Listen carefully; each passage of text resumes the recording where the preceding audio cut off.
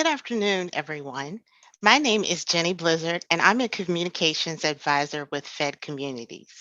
We would like to welcome you to the July Connecting Communities webinar, The Economic Well-Being of U.S. Households in 2022. Today, you'll hear more about research from the Federal Reserve Board's recently released survey of household economics and decision making.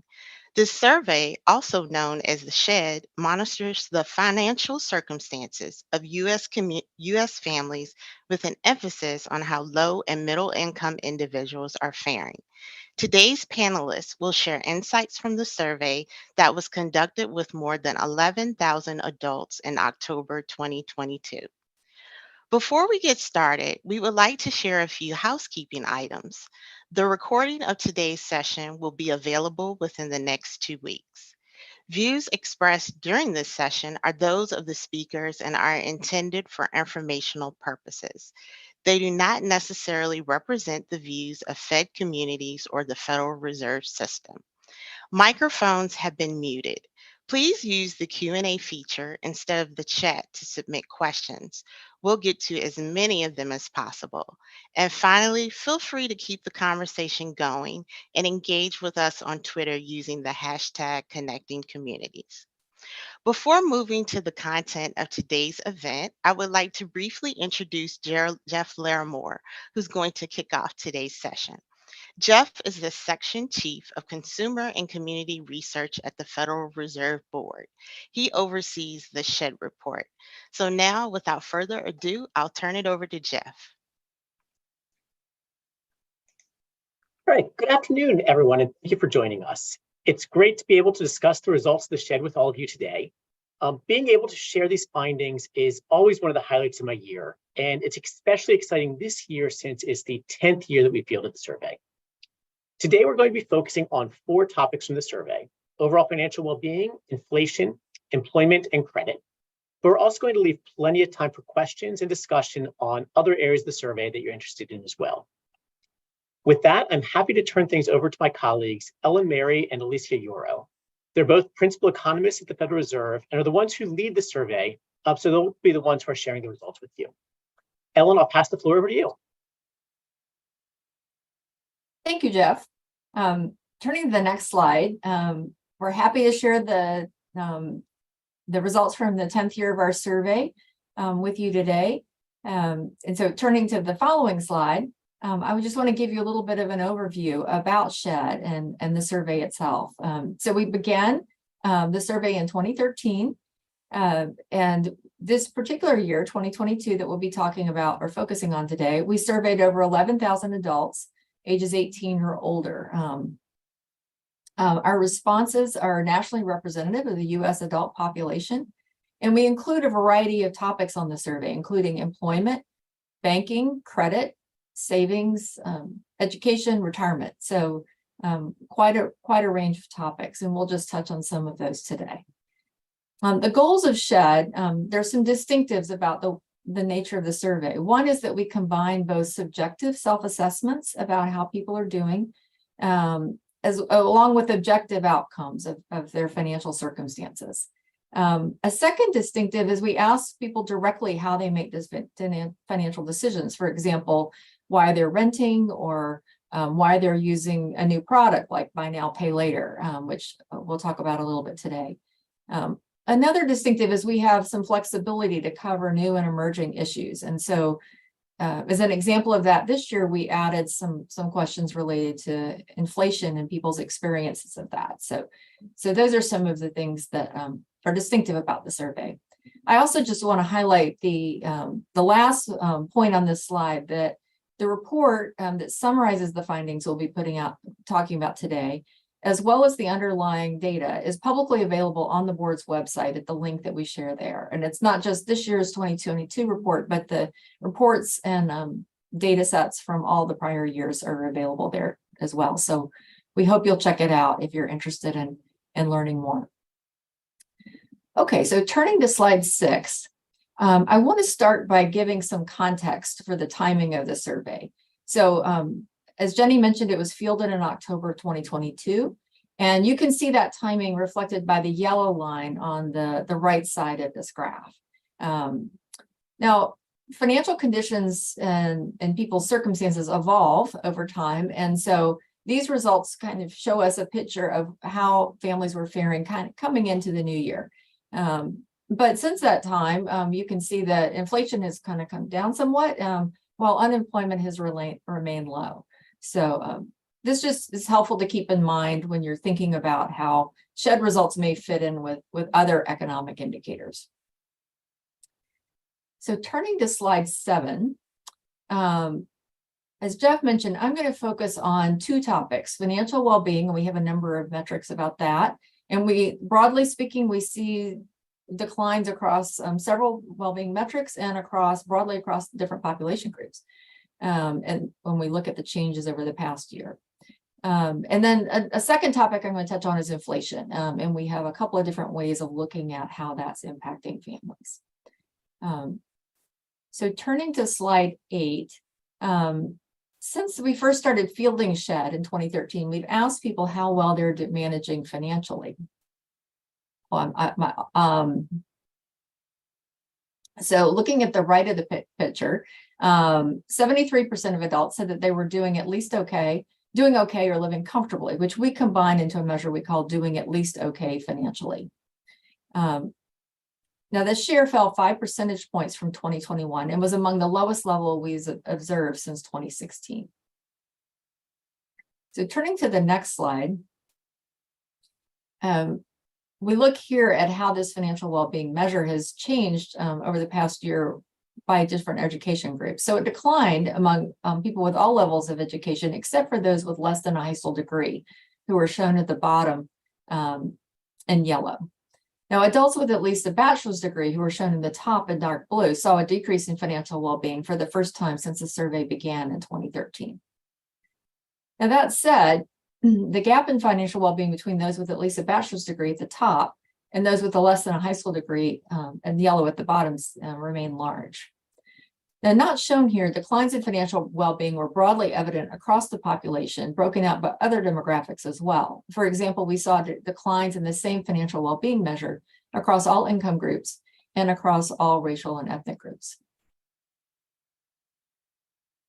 Okay, turning to slide 11.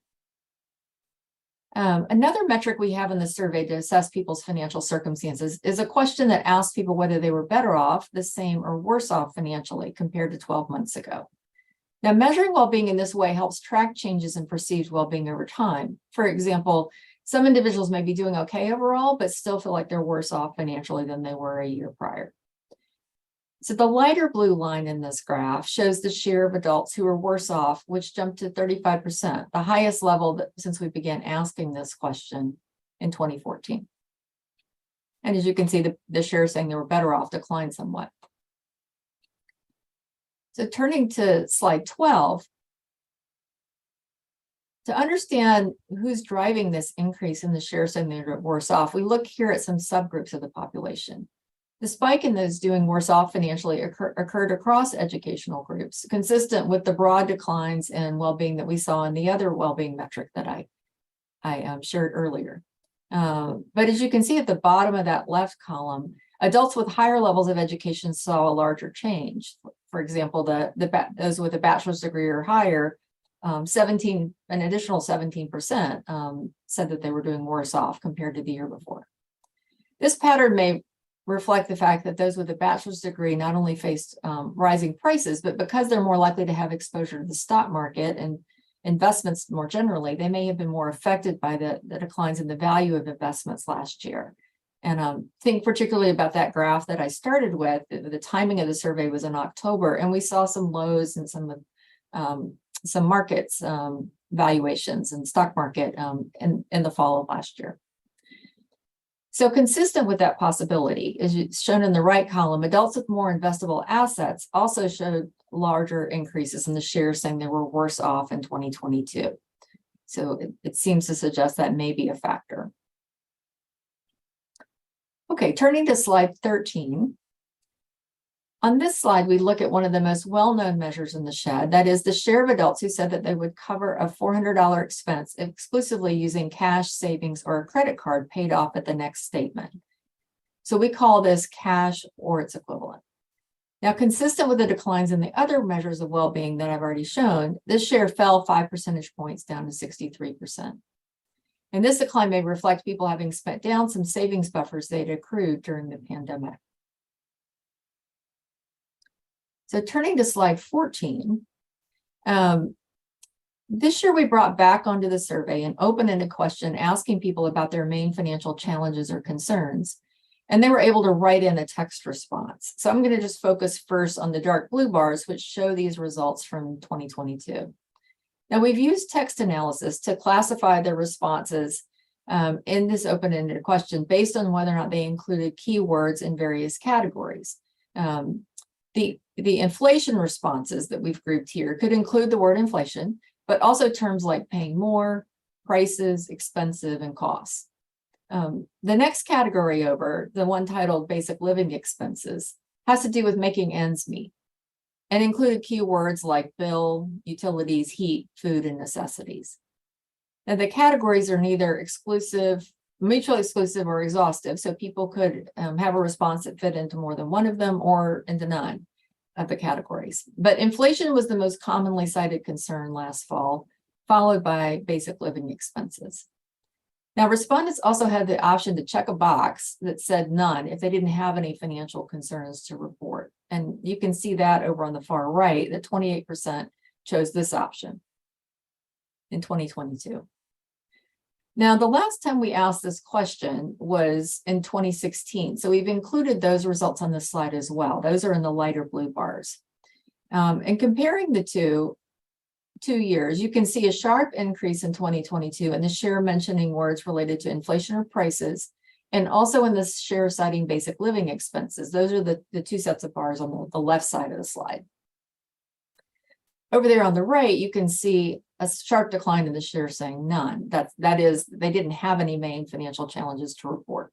But most of the other categories are relatively steady between these 2 years.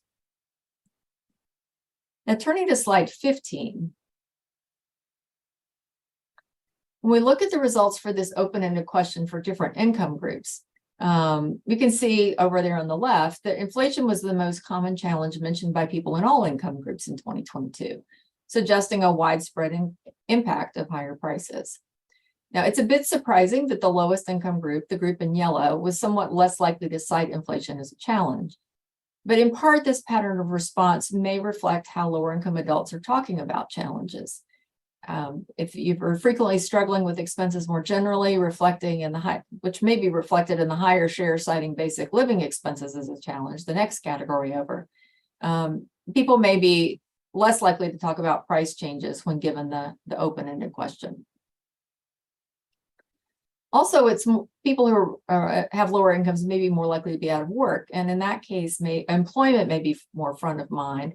And you can see that may be a possibility from the results for employment over there at the right, which are higher share of low-income adults, the ones in yellow, were likely to mention employment. Now, focusing for a moment on the higher income adults, the people in dark blue, higher income adults were more likely than lower income adults to mention financial challenges related to retirement and savings. And you can see that in the middle set of bars. And that may be related to what I mentioned earlier about some of the stock market and investment declines last year.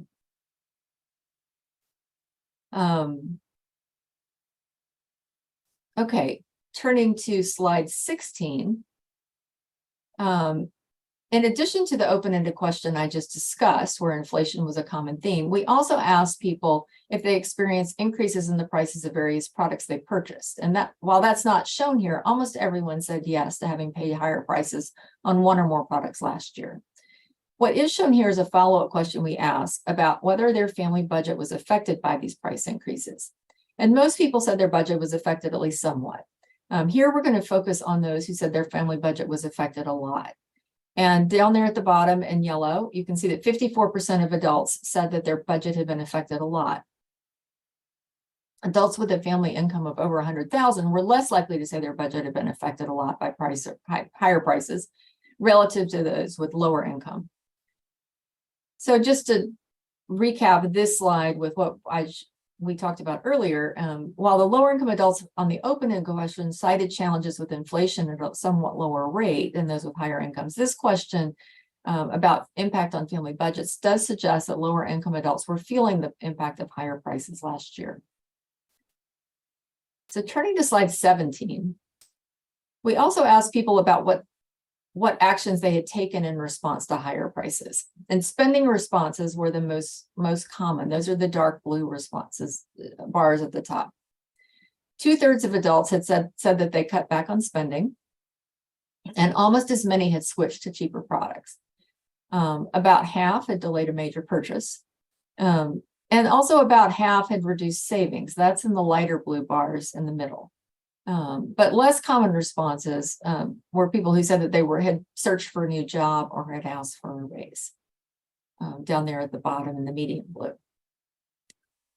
So that concludes my portion of the presentation. But before I turn things over to Alicia, I just wanted to offer a quick reminder that we'll be taking questions at the end, and you could submit questions to the CVent Attendee Hub. So with that, Alicia, I'll turn things over to you.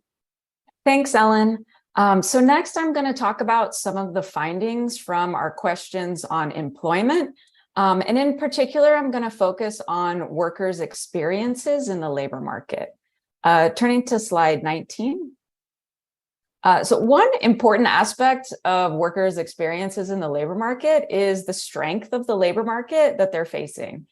And some indicators we have of labor market strength remain strong in 2022, even strengthening a bit from what we saw in 2021. The share of adults who received a raise or promotion increased slightly from 2021 to 2022, and so did the share who asked for a raise or a promotion. Looking at job changes, we see that the share who applied for a new job, the share who started a new job, and the share who voluntarily left a job also went up. Conversely, the share who were laid off or lost a job slightly declined. So these are all indications that at least as of the survey in 2022, we were still seeing a strong labor market. Turning to the next slide. The next two slides, I'm going to focus on another aspect of the worker experience, and that is around autonomy and choice at work. So on this first slide, we're going to look at working from home. And before turning to the figure, I'd like to first share some overall results that we have on working from home and how that's changed before and after the pandemic. So at the time of the survey in October of 2022, about 1 in 5 employees said that they worked entirely from home in the week before the survey. This share was down from its peak in 2020, but well above the 7% who worked mostly from home in 2019 before the start of the pandemic.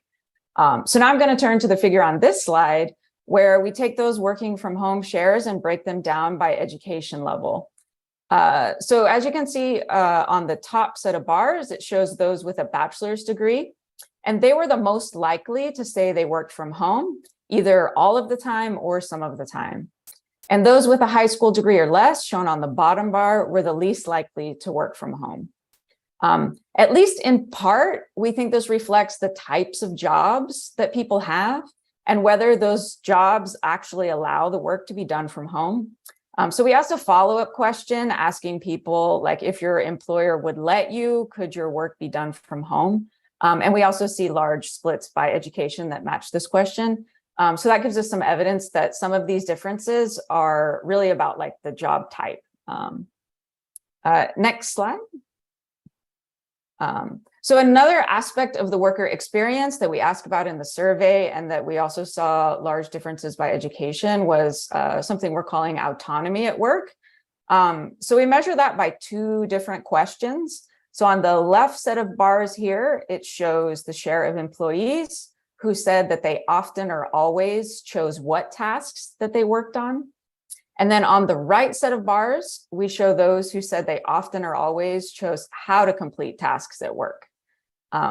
So if we compare these two sets of bars, one thing we notice is that fewer employees felt that they had control over what tasks that they worked on compared with control over how to complete those tasks. So those are some overall results. And then if we look at these splits here by education for both of the measures, we see that shares were higher for those with at least a bachelor's degree. And that's shown by the dark blue bar on both sets of bars.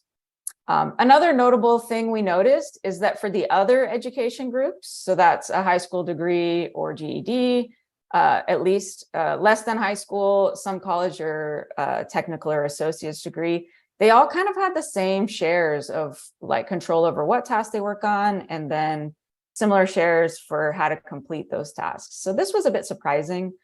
Before looking at the data, I might have expected, to see as the education level increased, the control or autonomy increases, but that's not what we saw. It remained pretty much flat until we got to at least a bachelor's degree.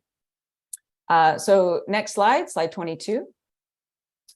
So with that, I'd now like to switch gears a bit and talk about some of the results from the credit section of the survey. So next slide, slide 23. So to help give us a sense of how people's access to and use of credit had changed from 2021 to 2022, and also to provide some context for the later results I'm going to talk about on buy now, pay later, here we're going to look at rates of credit card ownership. So that's shown by the full length of the bar, and then also the share of adults carrying a balance on their credit card. So that's shown by the yellow portion. So starting on the bottom, overall, 82% of adults had a credit card in 2022. This was down by from 84% shown by the top bar in 2021. One thing I do want to note quickly is that in the shed, the overall rates of credit card ownership we think are a little bit high. They're higher than, for example, the FDIC survey of unbanked and underbanked households. And we think that's because our shed question might be capturing some debit cards. But that said, the general trends that we see are very similar to other surveys. And that's true when we look both over time and when we break things down by different demographic groups. So the last thing I wanted to point out on this slide is the yellow portion of the bar, which shows that in both 2022 and 2021, 40% of adults said they carried a balance at least once in the past 12 months. So it was a bit surprising that that was the same from 2021 to 2022. But if we dig a little bit deeper, we see that the share who said they carried a balance often, that did increase over this time. And we also see that the share who said that the amount of their credit card debt rose, that they were carrying more debt than they were a year ago. Next slide. So on this slide, we break out those overall rates of credit card ownership and the share carrying a balance by both income and race and ethnicity. So starting at the top set of bars, we look at income. And if you follow the numbers there at the end of the bar, you can see that those with higher incomes were more likely to have a credit card than those with lower incomes, particularly while nearly everyone with an income of 100,000 or more had a credit card. Only 57% of those with an income less than $25,000 did. If we focus on the yellow portion of the bar, again, that's showing the share who carried a balance on their credit card. We see that it was those with the middle incomes that were the most likely to carry a balance. And we see that for two reasons. One is that they're more likely than the higher income folks to carry a balance. And then if we compare them with the lower income people, they're more likely to have a credit card in general. So that contributes to them being more likely to carry a balance. Turning to the bottom set of bars, we look by race and ethnicity. And we can see that Black and Hispanic adults were less likely than white and Asian adults to have a credit card. But if we look at the share carrying a balance, we can see that Black and Hispanic adults were much more likely to carry a balance on their credit card, even considering the fact that they're less likely to have a credit card to begin with. Turning to slide 24, or sorry, I guess 25. So now I'd like to shift the focus to use of buy now, pay later products. Buy now, pay later is a relatively new product that typically provides consumers the option to pay for a purchase with a small number of equal payments. Not always, but often this is the case. And often consumers are not charged interest, but they may incur other fees such as late charges. So there's a lot to understand in the buy now, pay later space, and it's changing, it seems, day by day. But over the next couple of slides, I'm going to focus again on the consumer experience. So on the shed, we ask about overall incidents. We also ask people why they use buy now, pay later. And then we're going to look at which groups, demographic groups, and different credit profiles are most likely to use buy now, pay later. So turning to this slide now, the figure on the left shows that the share of adults who use buy now, pay later in 2022 was 12%. And this was up slightly from 10% in 2021. The bars on the right show among people who used buy now, pay later, what share paid late. So we can see that was up slightly from 2021 as well. So 17% in 2022 compared with 15% in 2021. So to put that paying late in context just a little bit, it's kind of hard to compare buy now, pay later to other products. But one thing we did was we looked in the consumer credit panel, and we looked at people with risk scores below 720 and compared, we looked at credit card holders that were at 30 days past due at least once during this time period. And we found that it's the share paying late on buy now, pay later was slightly higher than those 30 days past due on credit cards. In the most recent survey, we also asked about late fees. And while not shown here, we found that among those who paid late, so among that 17% who paid late, a little more than half said they were charged extra for being late. Next slide. So here we look at the reasons that people said they use buy now, pay later. The top two reasons were wanting to spread out payments, cited by 87% of buy now, pay later users, and convenience, cited by 83%. Other reasons that were cited by more than half of buy now, pay later users were to avoid interest charges. It was the only way I could afford it and did not want to use a credit card.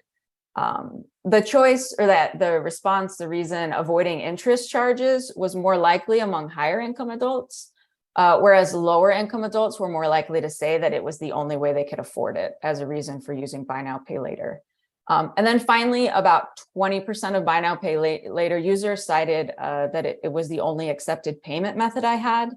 Though this share was nearly 40% among those buy now, pay later users who didn't have a credit card.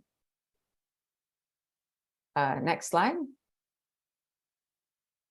So here we look at some of the characteristics of people who use buy now, pay later.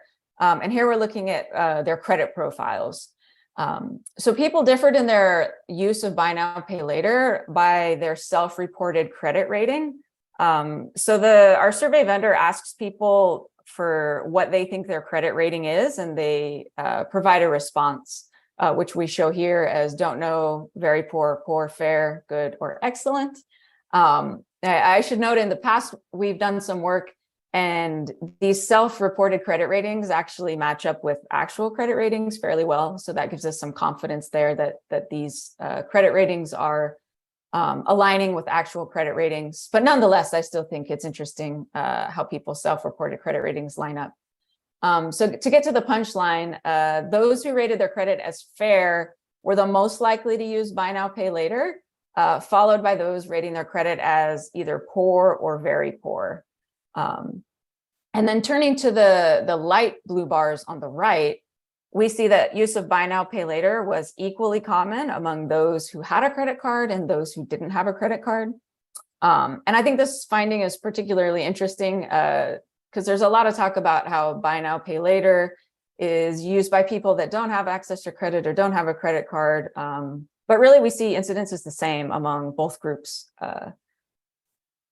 So next slide. Slide 28. So here we see use of buy now, pay later by different demographic characteristics, starting again by income at the top. We see that use of buy now, pay later was more common among people with low and middle incomes, whereas those with the highest income level in our survey, that's 100,000 or more, were less likely to use it. We also see that use of buy now, pay later differed by race and ethnicity. Black and Hispanic adults in particularly were much more likely to use buy now, pay later than white or Asian adults, about twice as likely. And then we also saw that women were more likely to use buy now, pay later than men. One thing that I often get asked about, but I didn't have space here to include on the graph, was differences by age. And those we see a similar pattern to income, where like use is pretty much the same among all age groups, except for the oldest age group, those age 60 and older, which had lower use rates. So next slide. So that wraps up the content that I have for you today. But I would like to note that the full report, as others have said, covers many topics that we have not had time to cover today. So things like housing, we have a big section on rental information, which is somewhat unique to the shed. We also ask about higher education, both attainment and student loans. We have a section on retirement. And then just to reiterate what Ellen said earlier, our report is available on our website, which the link's at the beginning of the presentation. And on our website, you're also available to download the raw data in case you want to play around with the data and run some things for yourself. So with that, I would now like to pass things back over to Jeff for some questions and discussion. Thank you, Alicia. Ellen, if you'll want to also join us on camera, we have quite a good amount of time for questions. And I just want to put in a plug to remind everyone, if you have questions, please enter them into the Q&A option in your attendee hub, and we're going to try to answer as many questions as we can over the next 25 minutes or so. Ellen, I'll start with a question that's coming for you, which is that you showed some differences in the effects of inflation by income. And I'm curious whether there were any other notable differences in terms of which demographic groups were most affected by higher prices and by inflation. Yes, we did see some other demographic groups that showed more of effect. One group was parents.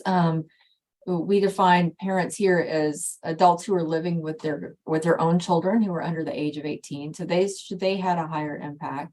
Black and Hispanic adults also were more likely to say they have been affected a lot by inflation, and also those with a disability indicated that. Thanks. Alicia, this question is for you. How do the job actions that you talked about, so asking for higher pay, voluntarily leaving a job, being laid off, etc. The results, you showed results for 2021 and 2022. How do those compare to earlier years, particularly thinking back before the pandemic? Yeah, thanks, Jeff. So if we look back to 2019, the shares look similar to 2022, although not quite as high. I can't comment on statistical significance, but we did see quite a big dip in 2020 after the onset of the pandemic, and then a recovery in 2021 and further increase in 22. But generally, I would say that in 2022, all those indicators are slightly higher than what we were seeing in 2019. Thank you.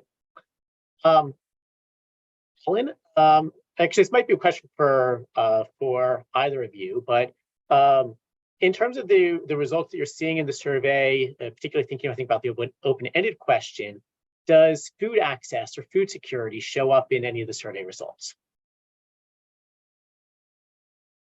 I think that, that was food was one of the terms that we used for the basic living expenses category. So yes, it did come, people were mentioning food along with other things, necessities, bills, that sort of thing. And that's one thing that one place we saw food show up.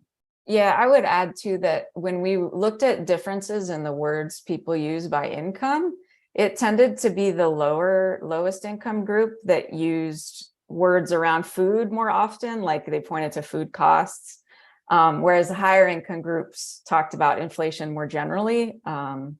So I think part of that may be pointing to the differences that Ellen mentioned as to why when we look at the inflation category itself, we didn't see the lowest income group as prominently, because the way they talked about their struggles was a little bit different. And food was one of those things that really popped for that group. Okay, thanks. This is another question that I think really can be for both of you, which is whether we analyze any of the findings by geography and by cost of living. So this person was particularly interested in credit card data for people living in higher cost areas, but I think more broadly, just interested in what sort of geographic differences you're finding. Sure, I guess I can start since it referred to credit cards, but Ellen, please feel free to chime in. So we can break down our results by state, that we do include state in the public data. Internally, we're able to look at census tract. We didn't discuss any of those results, and we typically don't put that in the report, but it's something we can look at. And cost of living, again, it's not something that we sort of tied to credit cards. We haven't done that analysis, but it is something that we could do. Jeff or Ellen, if you want to add anything. Yeah, I'll add just about a note about geography, not about credit cards specifically. There are a few places in the reports where we do highlight some geographic differences. We don't do it everywhere, but we have some census region breakouts on things like being affected by natural disasters or rent and mortgage differences.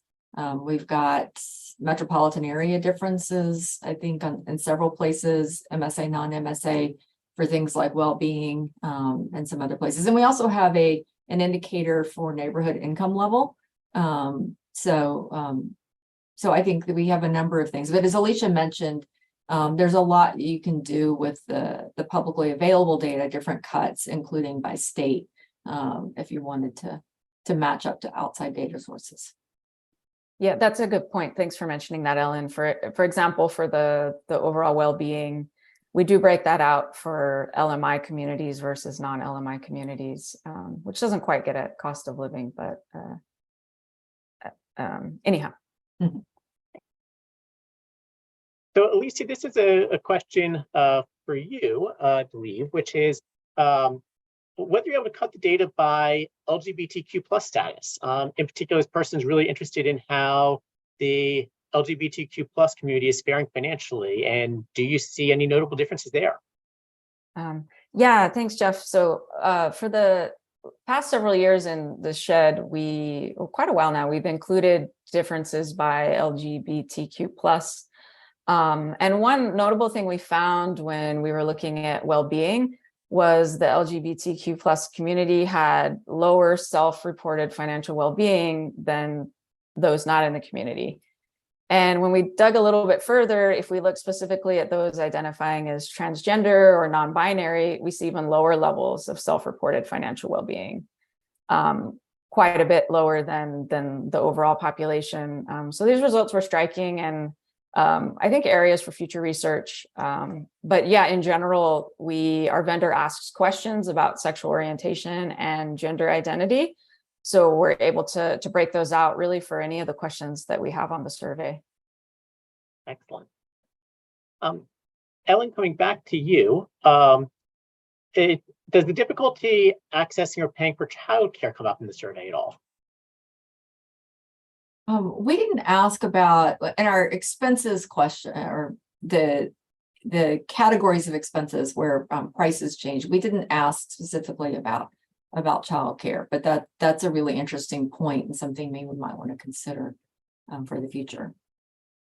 I think just to add one quick thing on that, when we were looking at the responses to the open-ended question, I did kind of pay attention to see if childcare cost was coming through, and we did see some, but it certainly wasn't frequent enough to kind of to take over any of the other general inflation concerns.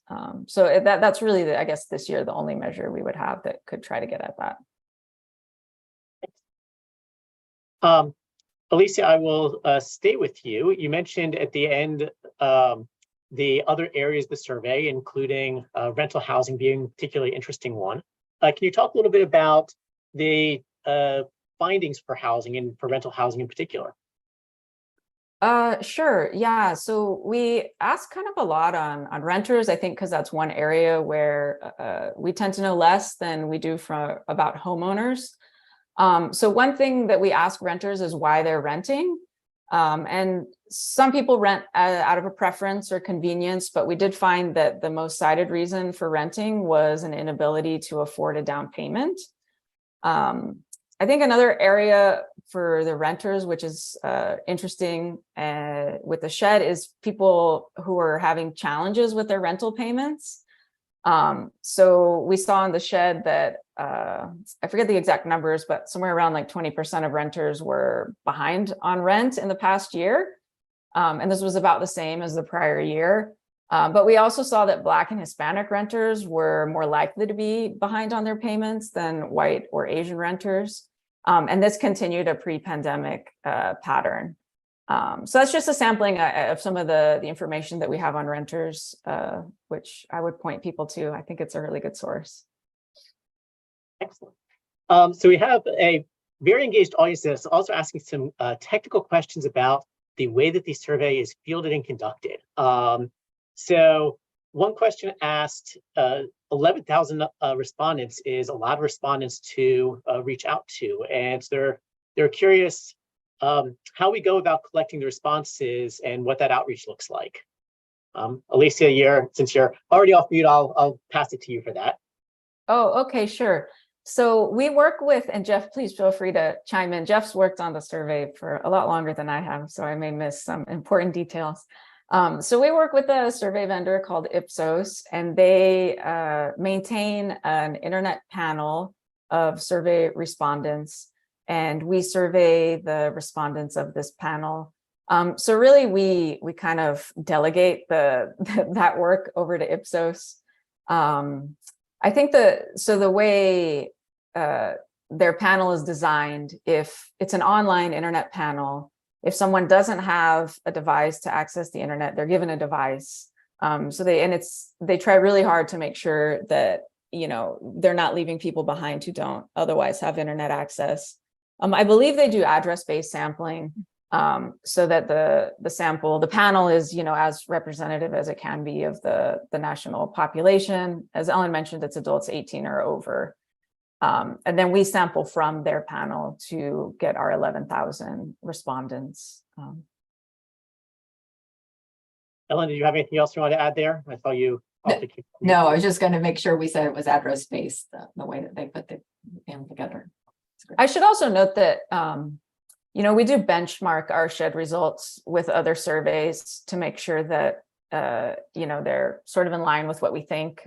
For example, I mentioned the credit card question. We look at that compared to others, but we do it for a lot of different measures. And generally, it matches up well. And we do, for those who are technically inclined, we do have a chapter in the report that describes more about our the sampling, the weighting, the fielding, and all of that. It's the last chapter in the report, so check it out. While we're thinking about the methodology, another question we received is: are we able to follow any of the same people over time to see how people's financial well-being has changed from one year to the next? Ellen? Yeah, we are. We have every year we have a subset of respondents who took the prior year's survey.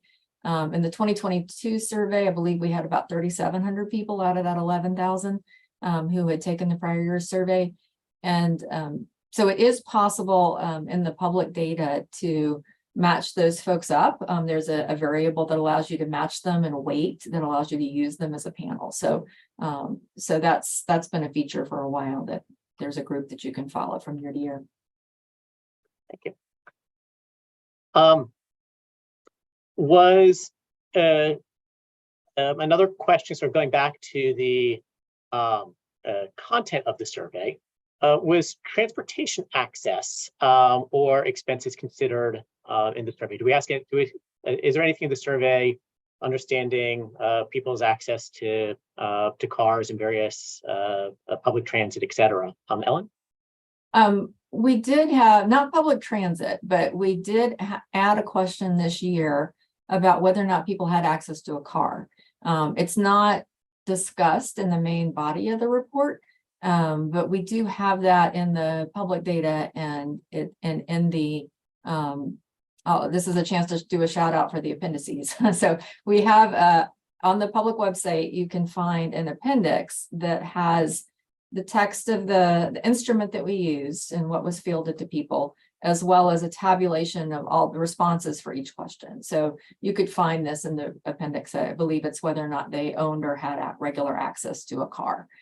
We didn't, if the questioner is asking, did we take that into account when we did, like we did have a question about, whether or not people had faced higher gasoline prices, for example. We didn't condition on having a car, when we tabulated that responses, we just, in the report, it's published for, the U.S. adult population is the way we tabulated it, but you could tabulate it that way. It's available. So this really a question that I think could be for either of you. How do you anticipate the findings of the survey being used? Are there any findings in the survey that you're looking at and thinking this is could be used by either the Federal Reserve or outside organizations to be helpful for understanding how household finances and affecting those decisions?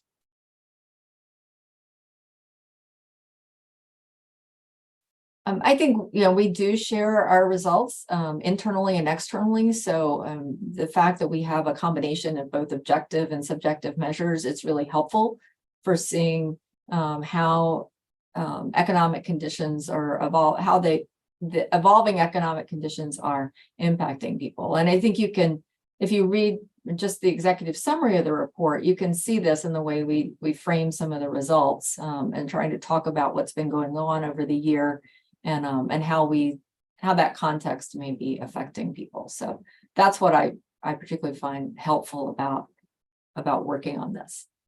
Yeah, I don't know. I think the whole thing is helpful and useful, depending on what you're interested in. I think for me, one really important point that came out of the survey this year, which we saw through the inflation stuff that Ellen presented, was, and also just the overall financial well-being, is that it usually we don't see widespread declines in well-being across the whole population. And pretty much if you looked at each group this year, you saw a decline in financial well-being. And that was striking and I think informative for policymakers. And also for the, inflation piece, we saw, well up the income gradient, people were saying inflation is my biggest financial challenge. And I think that was also really important to see that, we hear, in the media, inflation affects everyone, but here we're seeing it when we directly ask people what's their challenge. So I think that was really useful. There's also some smaller topics that maybe don't get as much overall attention when you're thinking about the economy, but that I also think it highlights, one of what Ellen said was a goal of SHED is to we're nimble and we can include things that maybe are new or emerging. And so those kind of, to me, relate around the banking and credit. On SHED, we ask about cryptocurrency, and we're one of the few sources for people using cryptocurrency for transactions, which I didn't talk about today, but we see that those who use check cashing, a money order, and Black and Hispanic adults are all more likely to use crypto for transactions. So that was a really interesting finding that, has financial inclusion implications. And then also the buy now, pay later stuff. It's, it's an emerging area and we're still, collecting data. And I think that's also a very useful piece that we have on the SHED. Really, like I said, everything. But those are some, notable to me from the areas that I work in. I'll take my privilege as a moderator. I have one additional place I see some the survey being used, which is, I think that if you look at the survey for the past 10 years of public discourse around people's handling of emergency expenses and the $400 question has really made people think more about how those small financial emergencies affect people's lives. And I think that's something that we have certainly seen in a number of discussions coming out of the survey, and is a way that people have used these findings. Another question that has come in, and I think this one is best suited for Ellen, is the survey does ask about a number of different aspects of people's financial lives. One area that's really important for some people is health expenses and challenges with medical bills. Is that something that we cover in the survey? And can you share anything on that? Sure. Yes, we do have several different measures that relate to healthcare expenses, and you can find this in the expenses chapter of the report. We ask whether or not people had a major unexpected medical expense that they had to pay for out of pocket in the past year, and they had unpaid medical debt, and if so, how much, and whether or not they have health insurance. So a number of different questions like that. One that we highlighted this year, which is whether or not people have skipped medical care in the past year due to costs. And we did see an uptick in that series. We've been tracking that since 2013, and we did see an uptick in that this year. Alicia, this is another survey methodology question that I think is best suited for you, which is, we talked in the presentation today about how white, Black, Hispanic, and Asian adults were doing, but Native Americans aren't mentioned. Can you share anything on why that is and how the demographic groups that we're including are chosen? Yeah, thanks. So we would love to have enough data to report on Native Americans, but really it's a sample size issue. So we don't have a large enough sample to produce estimates that are precise for Native Americans. So in fact, we have finally added enough samples so we can report on Asian adults, which was new last year or the year before. But yeah, so unfortunately, we don't have a large enough sample to report on Native Americans. This question I think probably either of you could take, so I'll put it out there for either of you. So the survey take into account burdens of costs of elder care that younger workers are facing as their parents are aging. So how are we thinking about these various care responsibilities in both directions, not just child care, but also elder care? We do have, I think we have more available right now on the childcare question.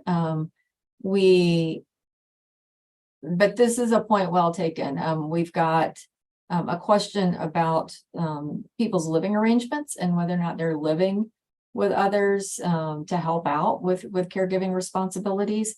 But we also recognize that, when you get to the retirement question, this isn't quite what the questioner asked, but we ask whether or not why people retired and whether or not caring for family members was a part of that.